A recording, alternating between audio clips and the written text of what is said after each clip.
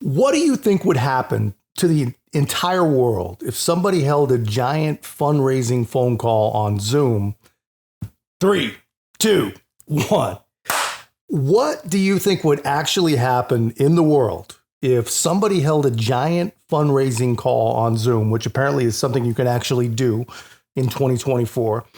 But what do you think would happen if there was a white man or white woman only for Donald Trump phone call? My guess is that there would probably be some internet weirdos doxing every single participant as some sort of online Klan member.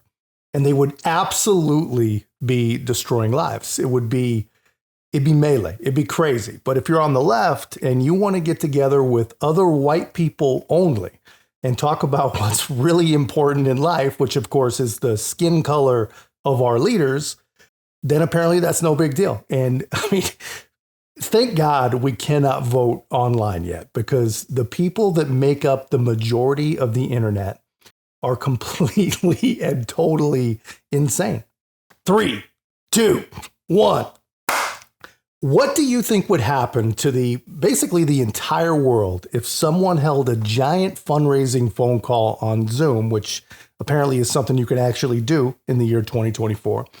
But what do you think would happen if there was a white man or white woman only for Donald Trump phone call? I mean, my guess is that there'd be internet weirdos all over the place doxing every single participant as some sort of crazy cult member, online Klan members, right?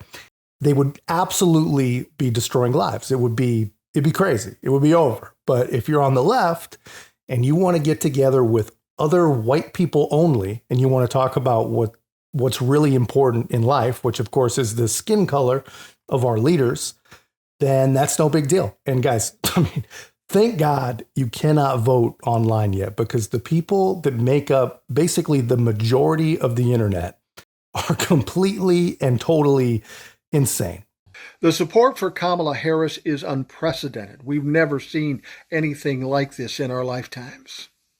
Just the other day, 44,000 black women got on a Zoom call and raised $1.5 million for Kamala Harris. And then black men did it, and they got a bunch of people and raised a bunch of money. Yesterday, white women got on a Zoom call, 136,000 of them. They crashed Zoom and raised more than $2 million. But you know what? White men did the same thing yesterday. And the white men only got, less than 2,000 people, and they raised $35,000. So God bless the white men that got on board there and donated money. But please, I can call out white men because I'm an old white man, and that is bullshit. White men, you better get on this train or you're going to get left behind or run over. It's absolutely ridiculous that white men didn't show up like everybody else did. There's a lot of white men in my peer group out here on TikTok and all over the country.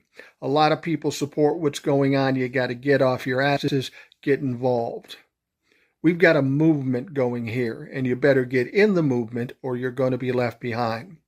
I'm a little embarrassed by the white men, so let's pick it up a notch. Let's do what we have to do to support Kamala Harris and save democracy. What more do you need? I mean, dude, just listen to this guy, man. He says, white men better step up. You better get on the Kamala bus or you're going to get run over. I mean, just listen to who these people are, man. Listen to how these people think. I mean, or a better way to put it, listen to how these people are actually commanded to think. And just think about where we're at, man. 56 years after Martin Luther King Jr. was killed, we got white guy only Zoom calls with the express purpose of electing a halfway black woman to the office of president because of the color of her skin. And I promise you, that is probably all these people talked about. That's all there really is to talk about. If they actually talked about the content of her character, like Dr. King suggested 6 decades ago, that'd be a very, very quick phone call.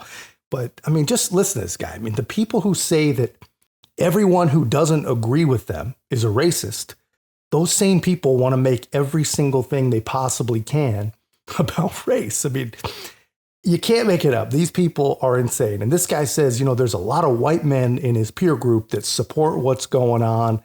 and they have a movement that's happening, right? But they never really say what it is that they have going on. They never talk about what their movement is actually about. And they probably don't have a clue what it's about. All they know is they think she's black. So now the white liberals are activating like a bunch of has-been Power Rangers or, fancy superheroes with rings. And it's just insane, man. Just listen to these guys. You will not even believe, you won't believe that this is real. And that happens at the same time as the myths around America that we grew up with, that we as men are expected to be protectors and providers, are going out into an economy that doesn't really allow for that, especially for working class folks. And sort of like compounding on that, masculinity as a trope has been co-opted by the MAGA right into something that feeds into and exacerbates the loneliness epidemic, as well as the mental health crisis that many face that end up leading to really destructive behaviors. We aren't the only ones that are hurt by these things. Black and brown people, LGBTQIA plus people, especially trans women and indigenous people, and all sorts of other folks in our society who've been historically and often still today are marginalized and being hurt, demonized, and marginalized even further. So I'm white, I'm a dude, and I'm for Harris. So wonderful to be here. And I dug what you said, Maurice. That's really terrific. The fact that you're here, you're a black man here with us white guys.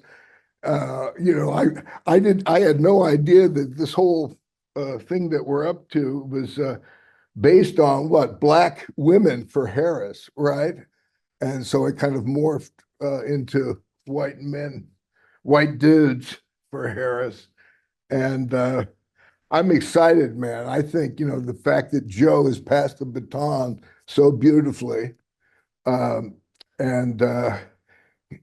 Kamala is just so certainly our girl. I can see her being president. I'm so excited. A woman president, man. How exciting. Honestly, man, how freaking heartbreaking is that, man? The freaking dude.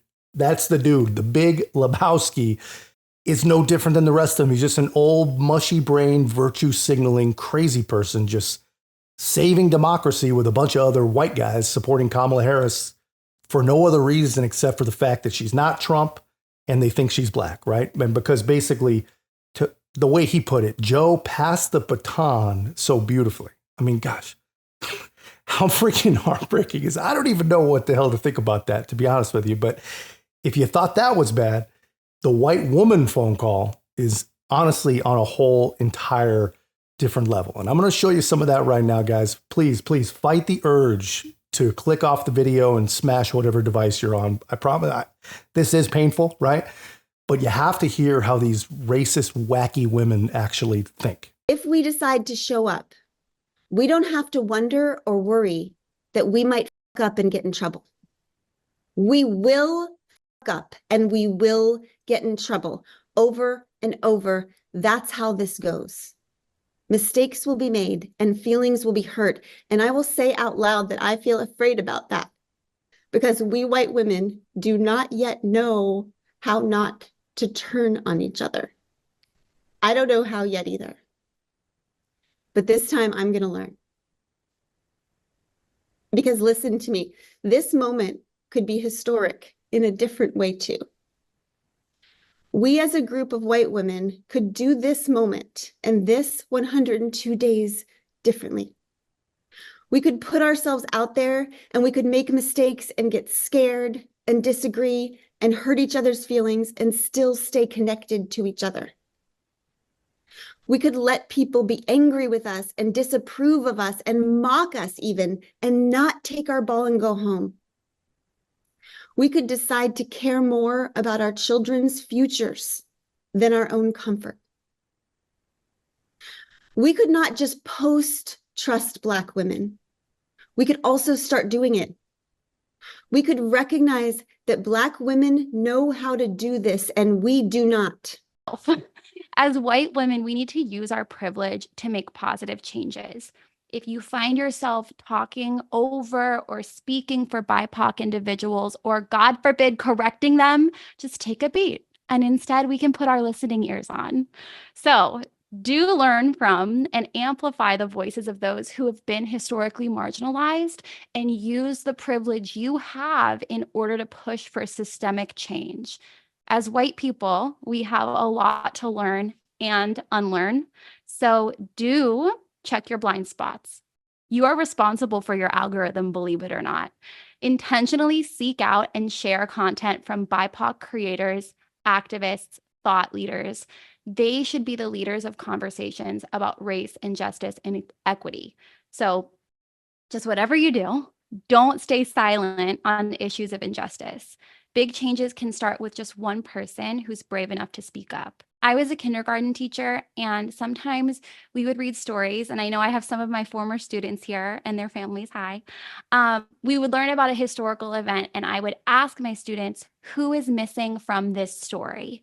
This is not a concept or question that I invented, but it's something that I was taught as a way to decenter the Eurocentric and white voices that are often at the forefront of our history books and our media. And so in a time when misinformation is running wild and AI is on the rise, seek evidence and be a critical consumer of media and information before just sharing it out. Don't feed the trolls. I mean, dude, what are these women talking about? Is that not the craziest, most terrifying thing you've heard? It probably in forever. I hope it's the craziest thing you've heard forever, but at least in a very, very long time. I mean, the first one talking about, we white women, we don't know, we don't not know how to turn on each other, but this time she's going to learn. And she's like damn near in tears the entire time. She says, this is a historic moment and we as a group of white women can do things differently. I mean, honestly, I have zero clue what the hell she's even talking about, but I do know that there's zero chance I would fall asleep if this woman was staying at my house. There's no freaking way. And the second one, man, that lady was literally a living, breathing, corporate-sponsored sensitivity re-education training, right? It's just crazy. She said, just take a beat and put our listening ears on and learn from and amplify the voices of those that have been historically marginalized and use your privilege that you have to push for systemic change. And I hate to say it, man, but she sounds almost as dim as the vice president herself. She's almost as dim as Kamala Harris herself. I mean, what are these women even talking about? Can you imagine what it must be like to be subjected to someone like that on a daily basis? I mean, thank God that woman is no longer an elementary teacher. I mean, watching this makes me want to literally never go on the internet again, because it's not just racist white lady phone calls. I mean, these crazy people are literally taking over social media. This is a message for every single person who looks like me, specifically white women. It's time. This is no longer about politics, and you get to right your wrongs of 2016 when you didn't put a woman in the White House who was overly qualified. Now's your chance. You did not stand behind Black women, people of color, immigrant families, differently abled people, none of them. You said, I matter more than you in 2016. Not anymore. You have the chance to again put an overly qualified person in a seat that they absolutely deserve because they are willing to go to bat for you and everyone around you. This is no longer about red versus blue. This is our lives that we are playing with. And the piece that you have control over is who you vote for in November. You need to find a spine to stand up against the white men in your life who are telling you who should be your president. This is not the last thing that I will say on this topic. Obviously, it's just the first, and this is the earliest that I could get online to be able to post this TikTok. But I am so ready because I know for a fact that I would rather live in a season of Veep than a season of Handmaid's Tale. I think she said a lot more than she thought she was saying, but she says, this isn't about politics. It's about something more. It's about righting the wrongs of 2016.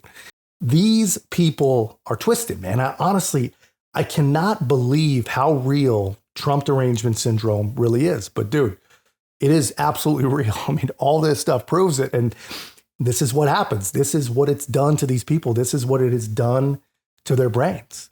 She says this is not about politics, but I mean, come on. It is 100% absolutely is. That is literally all this is about. We're not electing a pope. We're not electing a virtue signal, right? We are electing employees to lead a federal government that we are supposed to control. That is literally all this is. But this, they can't possibly wrap their minds around that. I mean, she literally thinks that Kamala Harris is qualified. But then she goes on to say that she's ready to live in a season of Veep, which is actually the most accurate thing that any of these crazy internet people have said. And if you've never, ever seen Veep, she's 100% spot on.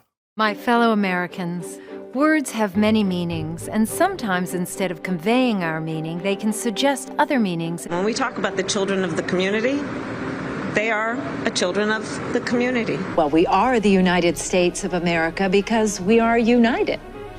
And we are states. Talking about the significance of the passage of time, right? The significance of the passage of time. So when you think about it, there is great significance to the passage of time. Whatever we have in store cannot be known. The past was once the future. The future is, I should say, unknown. We got to take this stuff seriously as you are, because you have been forced to have to take it seriously. Obesity is a serious disease, and it needs to be taken seriously. You need to get to go and need to be able to get where you need to go to do the work and get home. I hope that clarifies the issue, and this can be the last word on those words. Certain issues are just settled. Clearly we're not. No, that's right, and that's why I do believe that we are living, sadly, in real unsettled times. Yeah, I mean, she's spot on. That is exactly what we would be getting with Kamala Harris, except way more radical, way more damaging. And if we thought the border or the economy or the world was on fire right now with her as vice president, I promise we have not seen anything yet. And if it happens, I mean, God forbid, but if it happens, it's all going to be brought to you by black guys for this and white guys for that and white women for guilting the rest of us into doing whatever it is they say. All very uniting, literally the epitome of Martin Luther King's dream, you know. But this is what we're up against, man. I mean, it's wild, wild times. This is real, and it's hard to believe. But that's just my take, guys. Let me know your thoughts in the comments. If you haven't already, be a part of our growth. Make sure to like, comment, subscribe. Most importantly, share the channel. I'll see you in the next one.